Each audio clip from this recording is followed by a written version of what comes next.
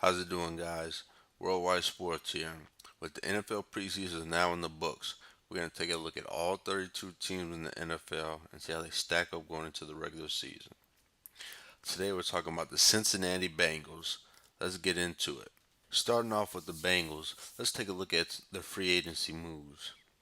Now, over the past couple years, the Bengals have seen a lot of the talent that they've grown and developed leave in free agency. This year was a little different. They were able to lock up Drake Kirkpatrick to a long-term deal. On the flip side of that coin, the Bengals saw two more of them. They saw Andrew Whitworth and Kevin Zeitler leaving free agency, scoring big deals on the market. They tried to reconcile this by bringing back former first round pick Andre Smith. Now, Cincinnati is not known for being big spenders in the free agency, and this year was no different. Let's now look to the draft and see how they look to replenish the cabinet.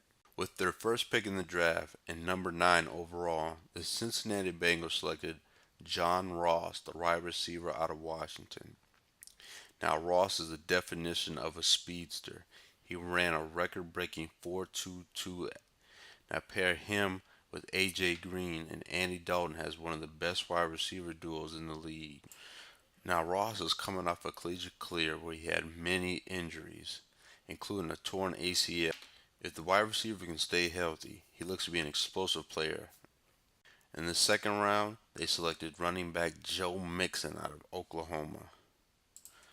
Now, the Bengals have a history of taking troubled players in the draft, and Joe Mixon is just the latest.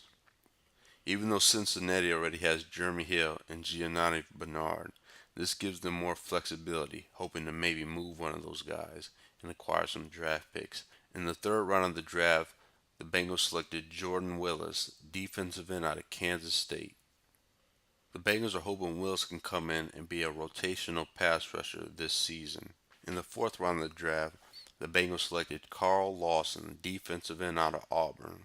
He ran a 4.67 at the combine.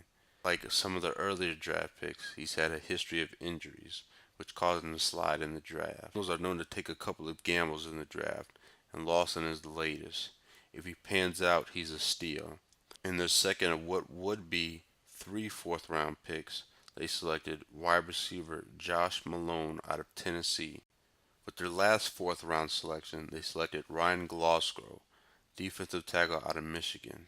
Glasgow has gained the reputation of being a stout run stopper, which Cincinnati would definitely love. With their fifth-round selection, they selected kicker Jake Elliott out of Memphis.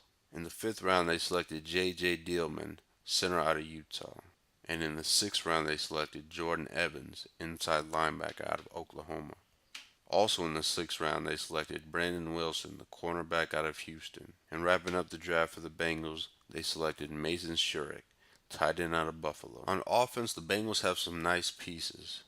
Quarterback Andy Dalton is coming off a 4,000-yard season where he threw for 18 touchdowns and 8 interceptions.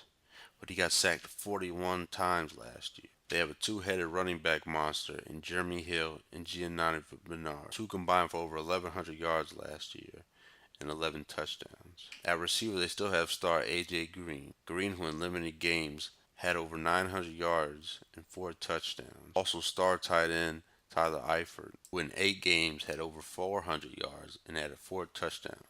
With all that talent at the skill positions, the Bengals still ranked 24th in the league in scoring last year, averaging only 20 points per game. The Bengals last year were led by their defense. The Bengals ranked 8th overall in points allowed last year, averaging 19.7 allowed, but ranked just 19th in the league in quarterback sacks, totaling only 33, with players like Geno Atkins and Carlos Dunlap up front. At the linebacker position, they still have Carlos Dansby and the always controversial Vontaze Burfict, who's looking at a 3-game suspension to start the year. And in my opinion, the Bengals have one of the most underrated secondaries. They still have Adam Pac-Man Jones and the huge safety Greg Icola.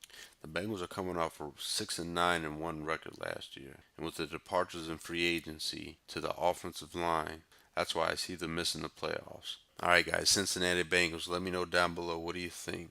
How do you think this team is looking? What do you think they need to address? That offensive line. I want to see what they do this year. Comment down below. Subscribe to the channel. Guys, we got a lot more coming. Worldwide Sports. We out. This has been a Worldwide Sports production.